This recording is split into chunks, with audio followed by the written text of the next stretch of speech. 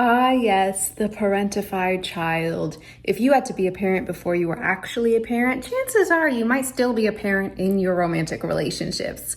Hey, everybody, I'm Mystic Brew, your favorite Lebanese mystic and astrologer, and this is Shadows of the Heart. As a former dating columnist, certified coach, and intuitive astrologer, I know how our shadows and patterns can seep into our dating lives and affect our relationships. In this series, I'm meeting with various singles who are ready to let me look at their birth chart to see what the cosmos are saying when it comes to their habits, patterns, and behaviors with dating that just might be behind their awareness. In this episode, you will meet Liz, a Capricorn Sun, Libra Moon, and Taurus rising who learned early on the meaning of responsibility. Any Capricorn knows that energy. However, that energy also has relayed into her relationships, causing her to create a wall when it comes to intimacy and closeness. Let's take a look.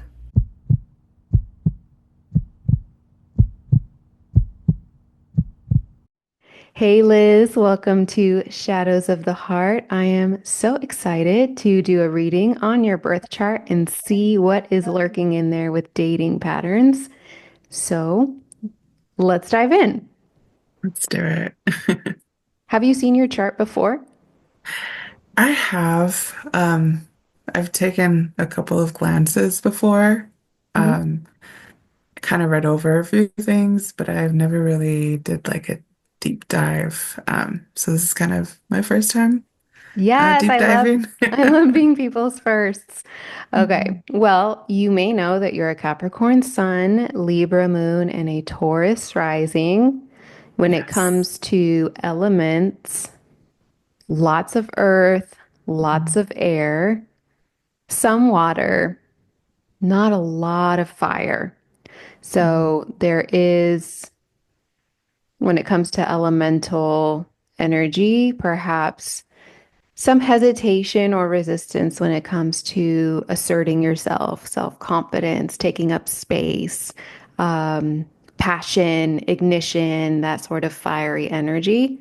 However, you have a lot of cardinal energy, which means you're not afraid to be a leader. Like you're not afraid to pioneer and take the first step and sort of help others by going first, which is funny because that feels almost a little contradictory. Like, do you experience that even in your life where like, okay, I'll do it if I have to do it, like take the lead, but there's also resistance because now people are going to be looking at you and focusing on you.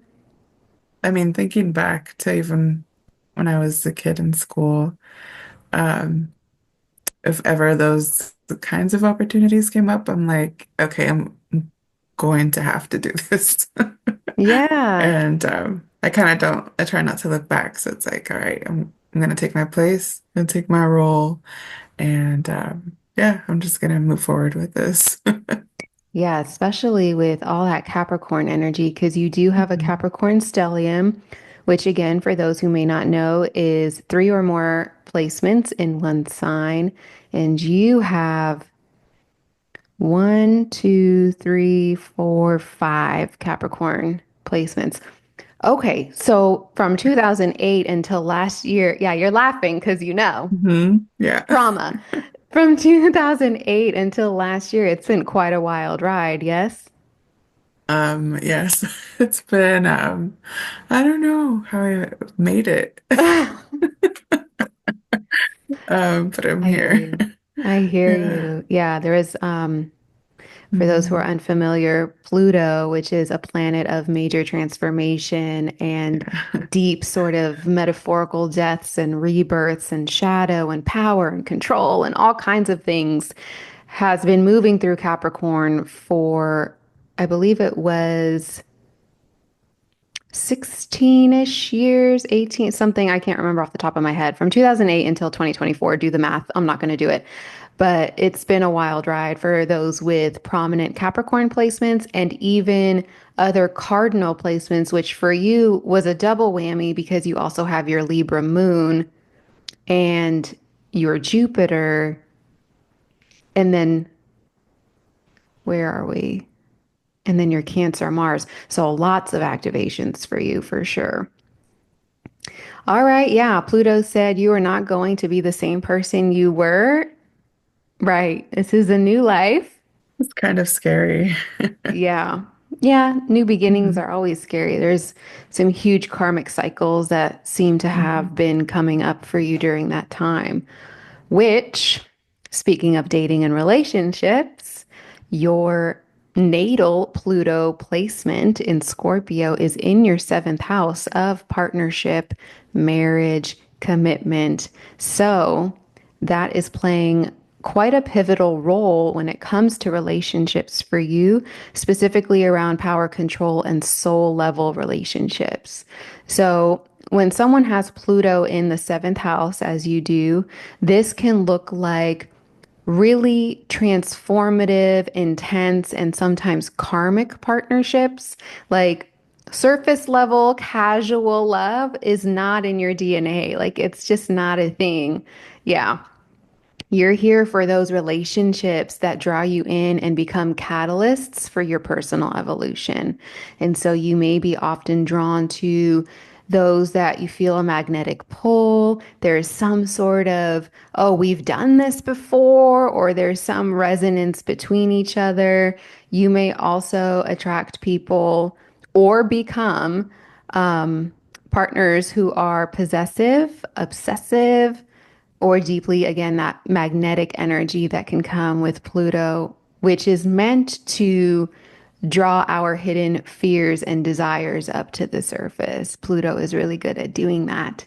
So when you are in these sort of relationships, there's often, and you tell me if this is true, there can be a need to release control and surrender to sort of the death and rebirth cycles that happen within the connection.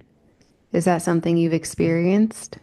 But I think even some resistance to that release of control. Mm-hmm.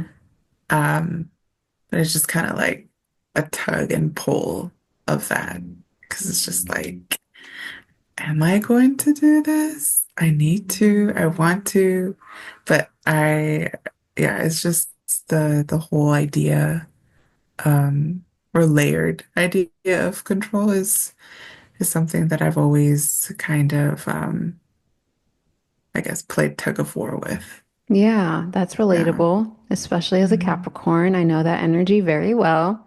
So Yeah. for you, within relationships specifically, when you are being asked to release control, what does that look like for you?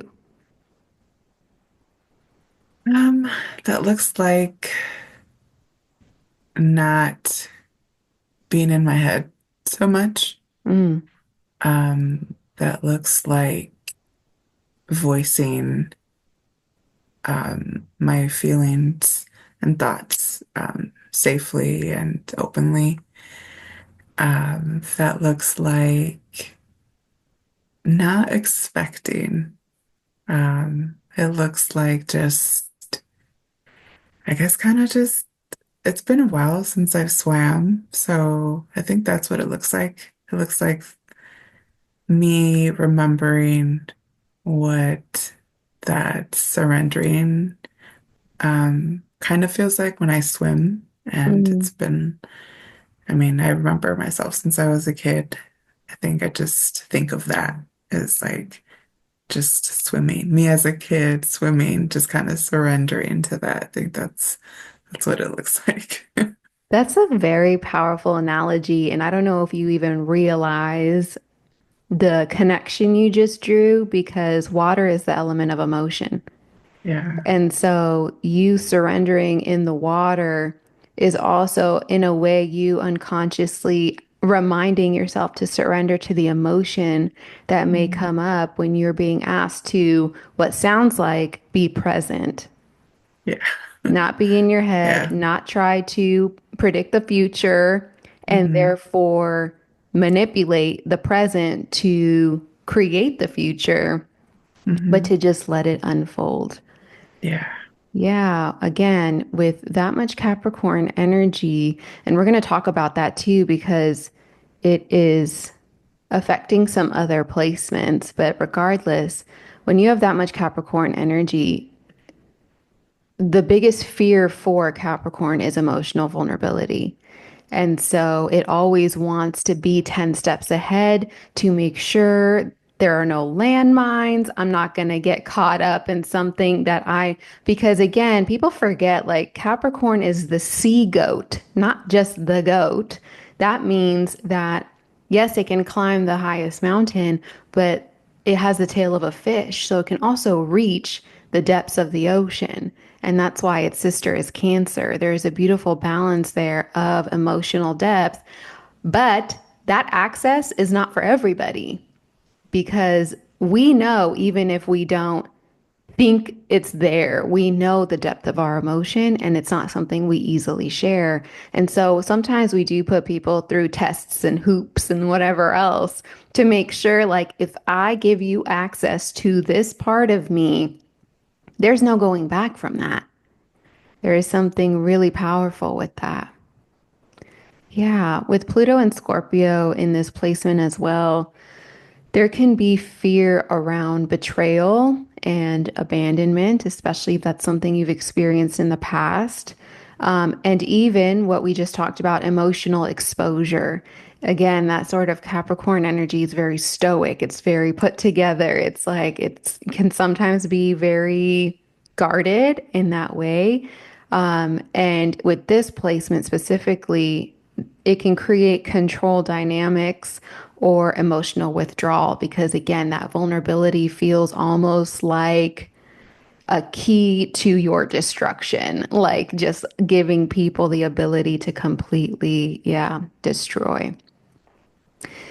Now, with this placement, learning to share power in partnerships can be really healing. And also trusting intimacy, which I know is easier said than done, but it can serve as a mirror to our inner transformation and not necessarily a threat to it. Now, obviously, this takes time because what we also need is trust. And so once we are able to learn over time, okay, this is a safe person, I can trust this person, they can actually become quite a beautiful teacher with intimacy for us. Does that resonate with you? I think I'm just thinking back on those moments right before um, I'm going to let my wall down Hmm. and that feeling like after and just I think feeling reassured and safe with someone is when I'm like, oh, like I can fully just be myself. Like I don't have to wear anything. Right. No armor. Mhm. You can put the Yeah, armor down. And how do yeah. you know that you feel safe with someone? Um, I think for me, I'm like usually when I'm a little bit, I got my boundaries up or my walls up. I feel it in my chest, my shoulders, and my jaws still a little clenched. Mm, Um, but when I'm safe and I feel reassured, I just feel like everything loosens up. mm, So it's just my body just I laugh a lot and I joke a lot when I'm with people that I feel safe with. So I think it's just that laughter throughout my yeah. body. Yeah. It also sounds like your inner child gets to come out and Mhm. play, and it's not always Right. in sort of safety mode of, oh, I don't know. I love that you drew connections to what you felt in your body when you're safe, because so Mhm. many times we think about like our mind or what the other person does or doesn't do, which is valid, of course. But our Yeah. body is our strongest compass. And when we are Yeah. able to understand the messages our body is giving us with its wisdom, then we can bypass the narratives that we tell ourselves in our mind that may be holding on to old stories or trying to keep you alone because that's what felt safest and push that intimacy and love away. I love that. It's Yeah. beautiful. Yeah. All right. Let's talk about your Chiron. So, Chiron is the greatest wound that you come into this lifetime with. We all have it. And yours is in Leo in the fourth house. Now, I wanted to touch on this before we get into some of the other placements I noticed, because the fourth house is the house of home, and it's also the house in our birth chart that is our emotional roots and foundation. And so everything that grows from this place is influenced by whatever's happening in this house. And so for Chiron and Leo in the fourth house, there may be wounds around emotional recognition and identity within the family. So that can look like early wounds around being truly seen, valued, or even celebrated in the home or in your childhood. There may have been even some emotional suppression or rejection of creative expression, or even a deep yearning for that validation. And remind me, are you still writing? Because you were, did I call something out? I think these past years have been a lot. Mm-hmm. Um, so I think I kind of closed that door, but slowly opening it again. So Mm-hmm. I feel yeah. that too. Hmm. I feel that too. Yeah. Did you write a lot as a kid? Yeah. Yeah. Yeah. Yeah. I remember that was like I was very observant as a Mm-hmm. kid, that kid in the back that didn't say anything, but on paper is kind of where I used my voice. Mm-hmm. Yeah. Hmm. Yeah, that was your safe place. Yeah. When this placement, Chiron and Leo, is in the fourth house, when it comes to relationships, sometimes it can manifest as this sort of subconscious longing to be adored, Mm-hmm. and a fear of that emotional vulnerability again. Yeah. So the challenge with this can sometimes be constantly moving between really craving that emotional attention, but Hmm. then quickly running away or withdrawing out of pride or out of fear of rejection, which is really what it is. We may tell ourselves it's pride, like, oh, I don't need Hmm. that, but it's really, I do need that and I want that, but I'm afraid that if I Hmm. actually admit that I need and want it, I won't get it. And then Hmm. that's going to hurt me all the same. Yeah. Was this something you experienced growing up in the home? Yeah. I think if maybe a little bit of everything comes from that kind of suppression of being able to feel different things other than being strong. Mm, Like, I'm the eldest too, so I think that was a thing is like no crying, um, you're gonna be okay, but no crying. yeah. Um, or any other emotions. Yeah. Yeah. And Leo energy is like, not, it gets Yeah. labeled as dramatic, but it's just like it's all about expression. Leo energy is all about expression. And Yeah. so it makes sense that even in the home early on, that was within you. That's something there. And something I like to also remind people about Chiron is, yes, it's the greatest wound we come into this lifetime with. But when we do the healing work to sort of transmute that energy, it becomes Mhm. something that you become a great teacher of. And so, Mhm. through your personal experience and the obstacles and challenges that you have faced, you are able to alchemize that energy in a way that influences and helps others who can resonate with that as well. And so, Mhm. for you, it is very much understanding the emotional reward and recognition that can come with your vulnerability and your ability to express yourself in whatever way is necessary. Mhm. It sounds like perhaps in the home you needed to sort of maintain a certain role to keep everyone else in a certain Yeah. state. Yeah. Yeah. Still to this day. Mm. Yeah. Yeah. Mhm.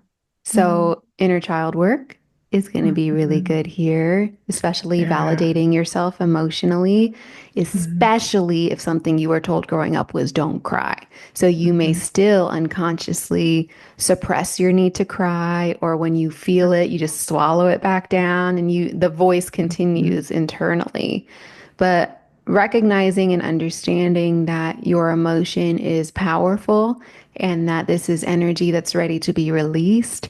And again, I personally believe our tears hold codes. Like there is energy within our tears that we release from our body when we allow ourselves to cry. And I also like to remind people that when babies are born, the first thing they look for to make sure they're alive is that they're crying. So Mhm. crying is a sign of life, and it, I feel, should be treated as such instead of suppressed and shamed. Yeah. Now, the harder part with that, once you're able to do that with yourself, is allowing other people to witness that, allowing partners to, I know. That's big. Yeah, allowing other people to witness your soft, creative side without shame. Because again, that shame isn't even coming from them necessarily, unless, of course, they do something to show you that they're not safe. But it's coming Mhm. from past experiences and voices that have made you believe that this is Mhm. shameful, swallow it, suck it up, don't do it. And so, in order to maintain that role, that identity, you continue to suppress that emotion, but that emotion can sometimes be the key to unlock that door of intimacy between two people because they can't really Mhm. reach you otherwise. You know, there's still this energetic wall that's being felt. And again, with time when you feel safe. Now, before I continue, I just want to check in. How are you feeling? Very naked. Yes, let's be exposed. I know, but it I feels know. it's great. It Yeah, feels I feel very understood. Or good, yeah, yeah. So good. thank you. Of course. Please know that nothing I have shared is unique in the sense that it's all very relatable energy. There's Yeah. from myself, and I know others who are seeing this can relate to some of the things that we've talked about. Mhm. Now, for you, Miss Liz, if you look at your chart, you may notice that there's a couple red triangles between different placements. So these are called T square aspects. And this involves two squares, which is the shorter lines that are coming out of the apex or point of the triangle, and then one opposition, which is the longer line that's hitting Mhm. different placements. This can be a really volatile energy to have in your chart because there is a lot of friction and tension that's funneling into one placement. Oh Now, wow. yeah, and you have at least three that I'm seeing. Yeah. So I wouldn't be surprised if, again, life was lifing for a really long time. Now, I also have a T square in my chart. That's actually the aspect that really shifted things for me when it came to doing what I'm doing for you now within my own life. Because when I understood my T aspect, I was like, oh shit, this is where everything is happening. Like, this is Yeah. where the healing work is coming up. So, I find them to be hidden treasures. They're ugly, they're messy, they're frustrating, they're exhausting, but it's because the work that is being done to heal and alchemize and balance the energy is leading you to a treasure that only you can have because of the work that you are being asked to experience. And so, we're going to talk about some of these within your chart. One is mentioning some of the things we just talked about. So, if you see the Pluto we mentioned in your seventh house is at the apex of one of those T squares, and then it's squaring that Chiron in Leo that we just talked about. And then it's also squaring your Saturn in Aquarius. And then that Saturn in Aquarius is opposing that Chiron. So, All that energy funneling into your Pluto in the seventh house. Now, before I go into how they're all sort of playing together and what that looks like, we haven't really talked about Saturn. Saturn for me represents the father.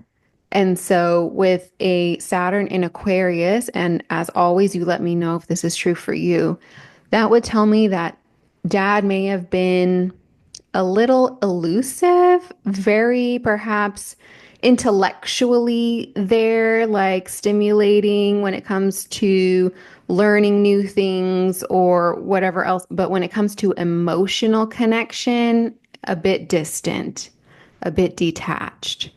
And again, not necessarily on purpose. It just sort of feels like that's an area that may not have felt comfortable for him as well and was kind of difficult to embody and express. Was that your experience with dad? Okay. What? Yeah. Did something happen around 17 years old? I think maybe a little bit oh, it was coming after actually when my youngest sister was born. Mm, So I was preparing for that, I think to emotionally and mentally. to be a parent. Yep. The To be, parentified child. Yes. yeah, yeah, the second mom. So I think, yeah, that was that time. Yeah. Which makes sense because it is opposing that Chiron and Leo that we just talked about. And so perhaps there was a sacrifice that was being made when it came to your, again, emotional expression, your crave for attention because it was being needed for now someone else's well being. Yeah, All right. all Well, makes with this, sense. yes, that's why I love astrology. Yeah.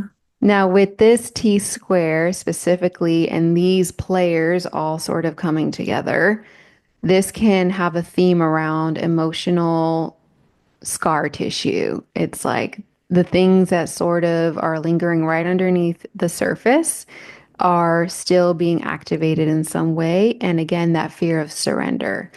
So, because Pluto is at the apex, that means that that placement becomes the pressure valve.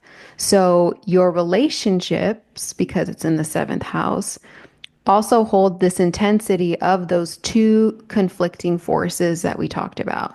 So there's the inner wounding with Chiron, and then there's the sort of socially maybe detached regulation with Saturn that's opposing, and it's all coming into that Pluto placement. And so I wouldn't be surprised if your partners or relationships end up being like the place where all of that suppressed energy from those experiences come up and out.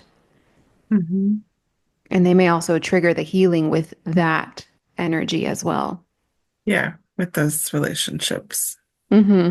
Mhm. Yeah, that Saturn in Aquarius can bring on sort of intellectual defenses and those walls around connection, or even, which you kind of touched on earlier, rationalizing your emotions as opposed to feeling them. Because again, it feels safer to just sort of like, let's analyze this and deconstruct it, as opposed to feeling the things and acknowledging the emotion that's attached to it. But then Mhm. that Chiron in Leo wants that warmth and wants that celebration. And but then Saturn's like, no, don't get too close. It's very rigid and restrictive in that way. And so again, that's that opposition that we're experiencing. And so it becomes sort of like this emotional battleground for validity, for vulnerability, and for that control. And all of that is pushing into that Pluto in your seventh house. So it can be quite That's- challenging. Yeah, for sure. Yeah. Yeah. And it can also result in then attracting emotionally unavailable or rigid partners Mhm. because they sort of mirror the emotional unavailability that's going on internally, or they may even feel safer because you know that there's going to be sort of a point where you won't have to be all the way vulnerable because it probably won't get there. And so it feels a little safer in that way.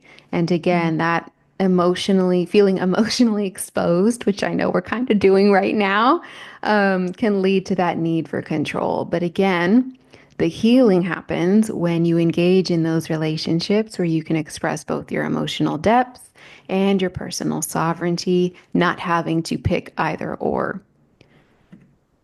Now, a general thing with T squares that I also like to mention is because all that energy is funneling into that apex, and in this case, that Pluto and Scorpio, a way to alchemize and find balance within that energy is to make sure you're embodying the energy opposing the apex. So, for this instance, your Pluto and Scorpio, the opposing energy would be Taurus energy, which is your rising sign.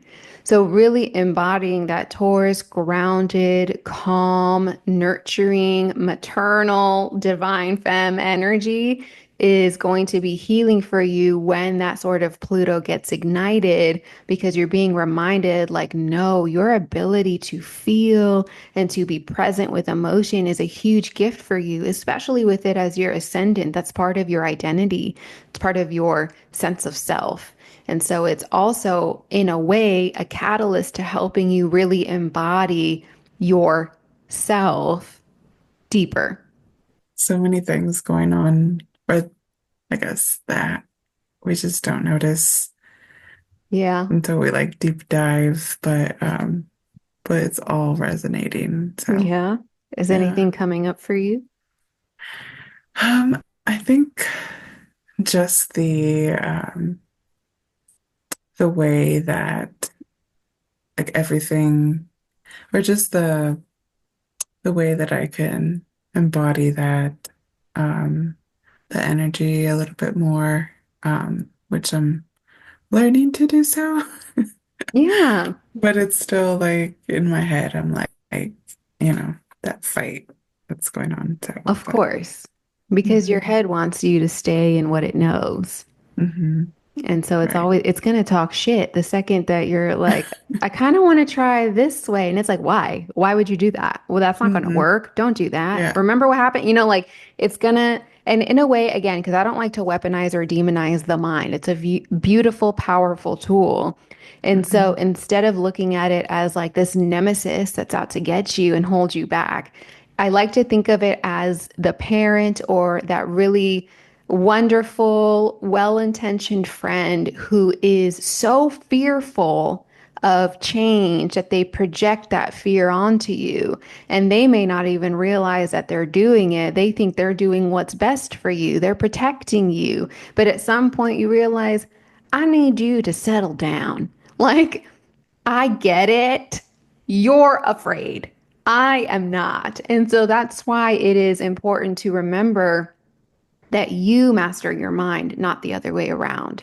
And so to really gain control of that. If we want to get control, which we do, it's not about controlling other people or controlling situations. It's about controlling the dialogue, the narrative, the story that's running unconsciously in our mind and allow ourselves to change the script or to see things through a different lens and allow ourselves to experience something differently. So that's another thing with anyone who strives for control, which again, I attract a lot of people with that because that was me. And listen, it's a learning process.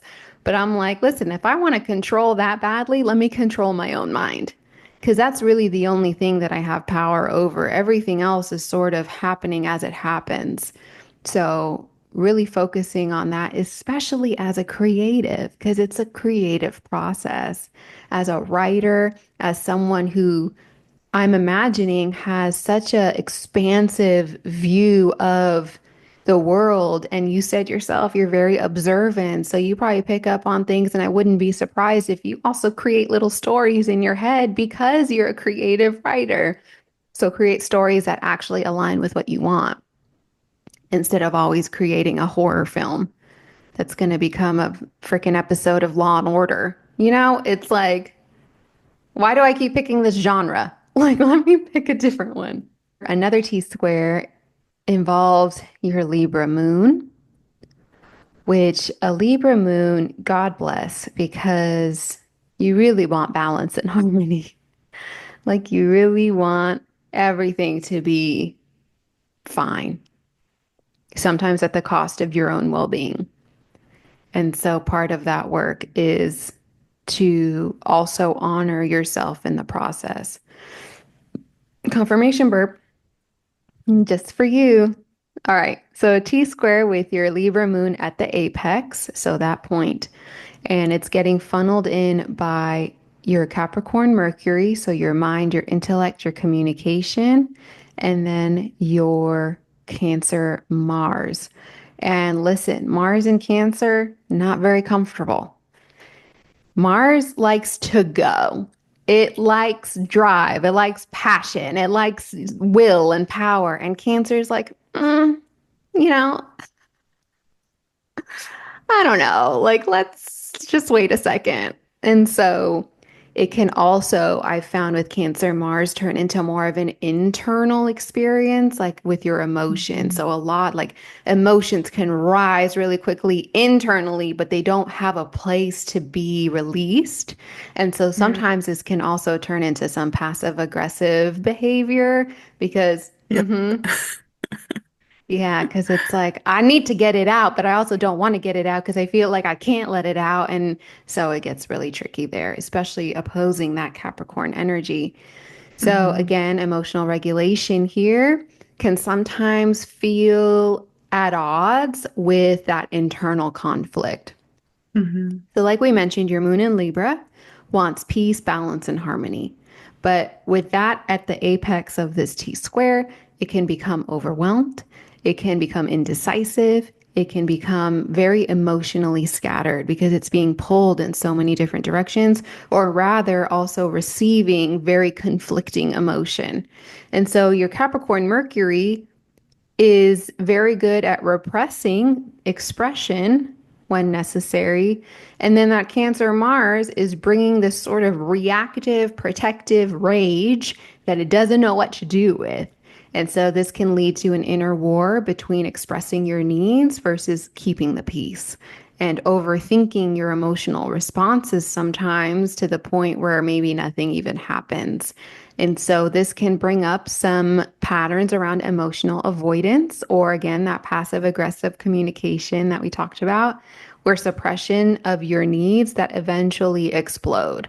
And so another sort of imagery, I guess, analogy, I don't know, I like to offer with this is if you are blowing up a balloon and say that balloon is you and what you're filling it up with is all of this emotion and energy that has no way out, it will pop. Inevitably, it will pop.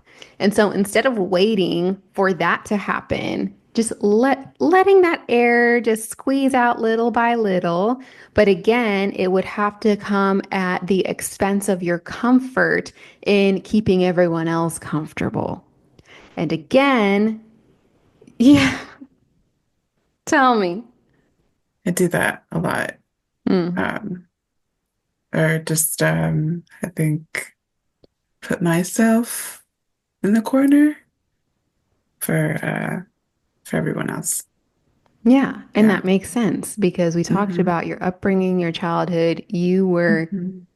asked to take a role that was never truly yours. You Hmm. were asked to sacrifice your innocence, your childhood, your expression, your emotion. It's like typical eldest daughter, parentified daughter expectation that perhaps unconsciously now you're even leading into other relationships with that same sort of armor and expectation, even though no one is necessarily placing that on you other than you Right. because it was asked of you for so long, it's become sort of second nature.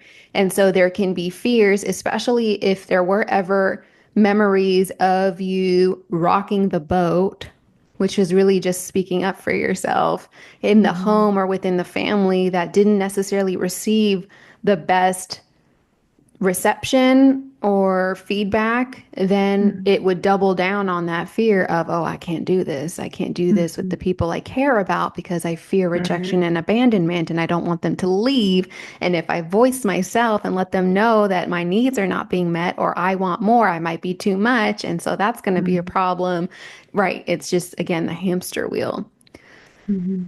So, like we mentioned, creating that safe space around emotional expression and conflict resolution, remembering conflict is a way to deepen intimacy, not necessarily the beginning of the end.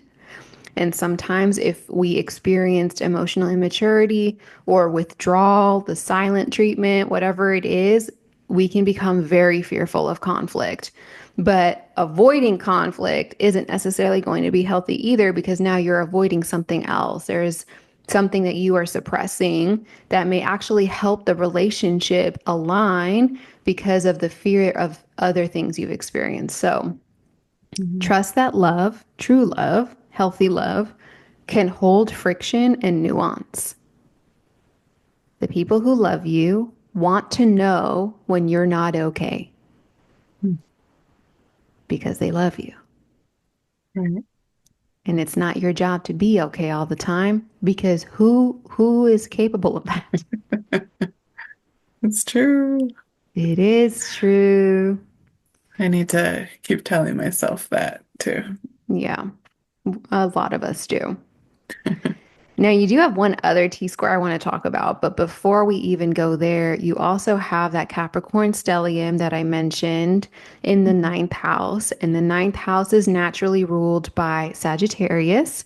And so there is like a little sprinkle of Sagittarius on all of those Capricorn placements. And because it's in the ninth house of higher education, philosophy, ideals, foreign travel, higher learning, this is very grounded, visionary energy and a little skeptical, like a little skeptical sort of idealism. Mhm. So there's visionary intelligence, there's intuitive expansion, and there's structured ambition, especially when it comes to your spirituality, your belief systems, and the truth. These might be things that are very strong motivations for you within your life. Now, with love, this might make you a little idealistic, so not necessarily seeing things all the way clearly, or really philosophical and drawn to growth oriented or spiritually inclined partners, which is great because there's also this sort of grounded and, or I'm sorry, not grounded, this sort of, okay, so it's actually a little bit of a, what's it called?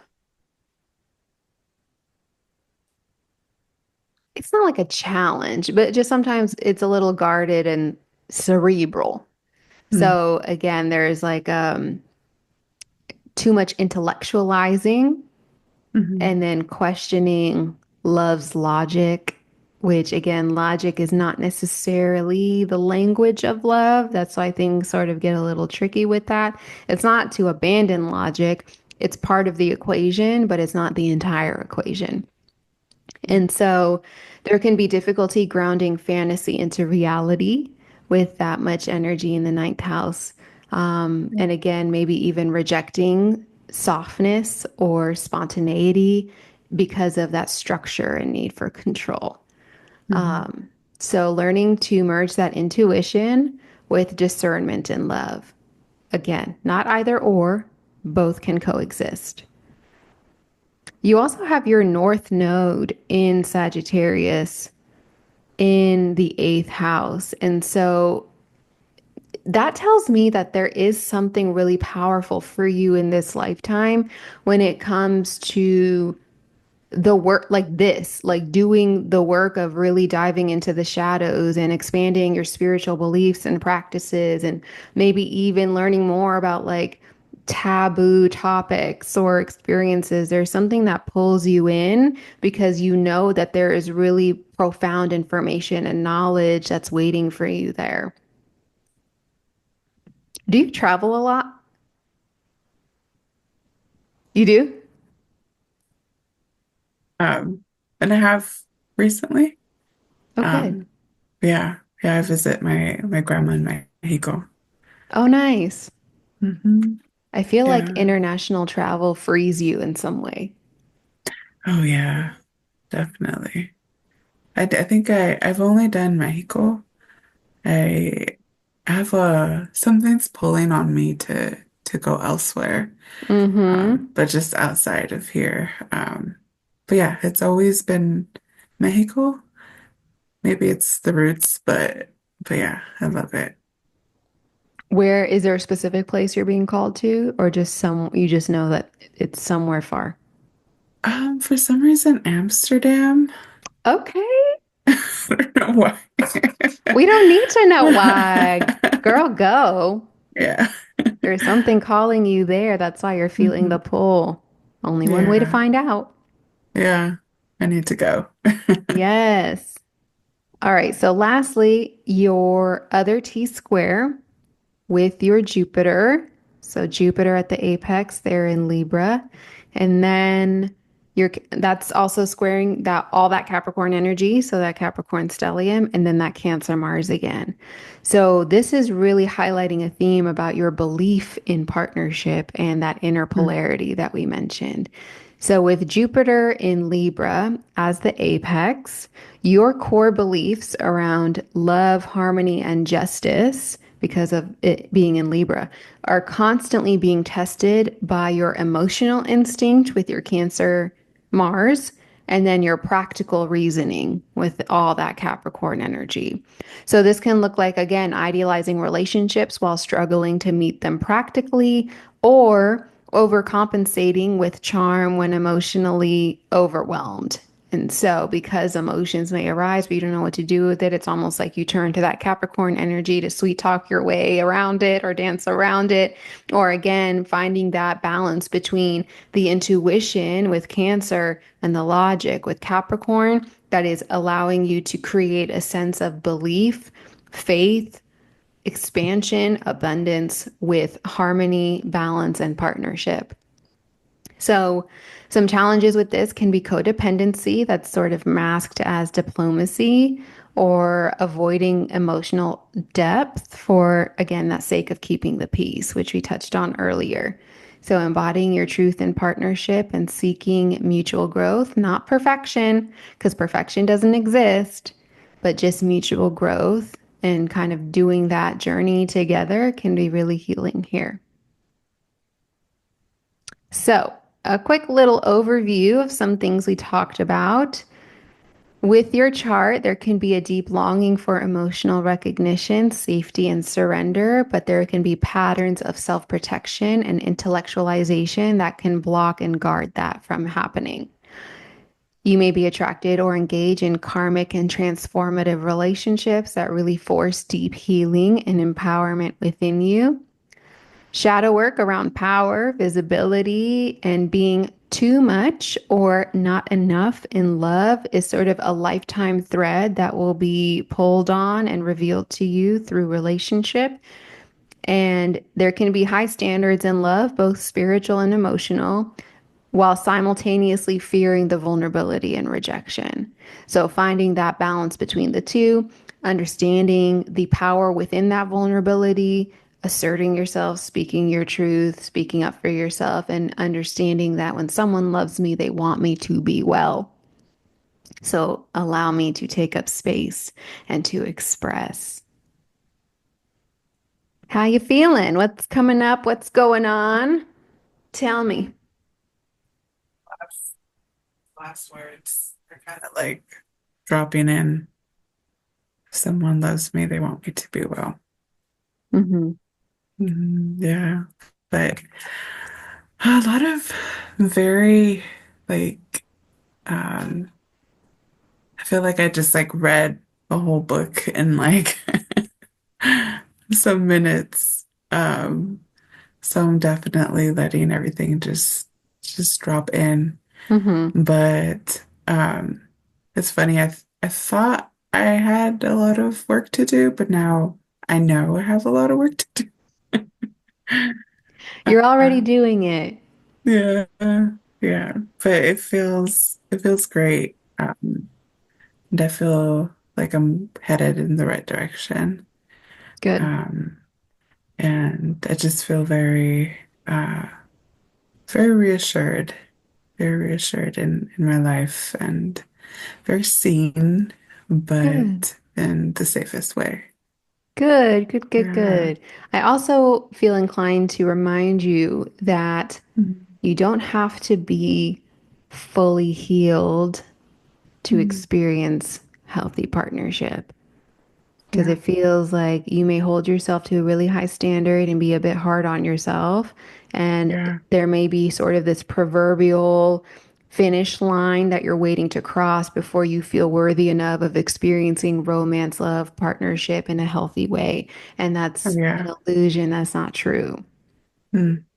So you can experience it right now and stay Mhm. dedicated to your journey and to the growth. And Mhm. sometimes that idea, that fear, is really just keeping us back from doing the scary thing of Right. experiencing who we are in partnership.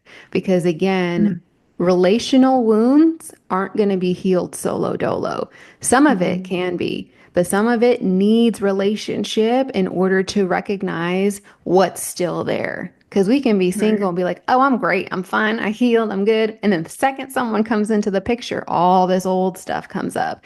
And so, Yeah. again, it's a reminder that you don't have to be perfect. Again, that doesn't exist in order to experience that love. You just need to be with someone safe and committed and willing to be a Mhm. supportive person during that journey for you because it's your responsibility, not theirs, but they Mhm. definitely can help by giving you that safe space.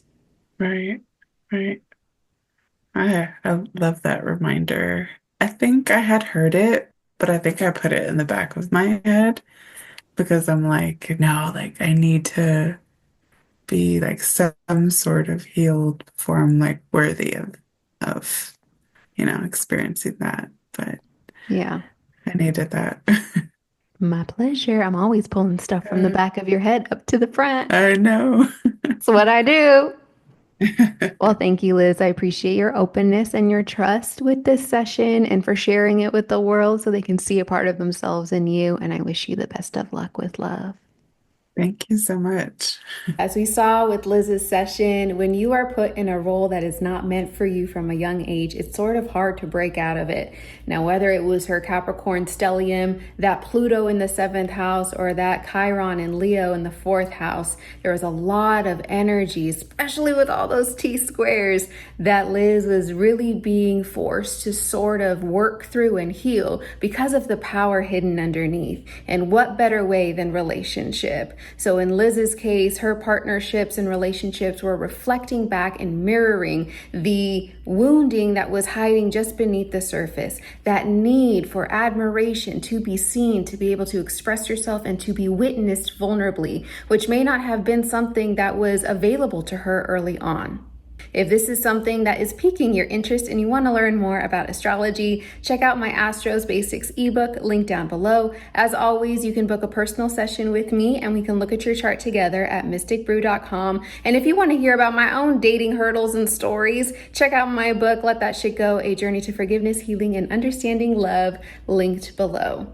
That wraps up the first season of Shadows of the Heart. Thank you so much for supporting me and supporting this journey, for holding space for all of these brave souls who allowed themselves to be exposed in this way on the internet with my guidance and help. Thank you for your support. Thank you for sharing this with those who could benefit, and I'll see you next time.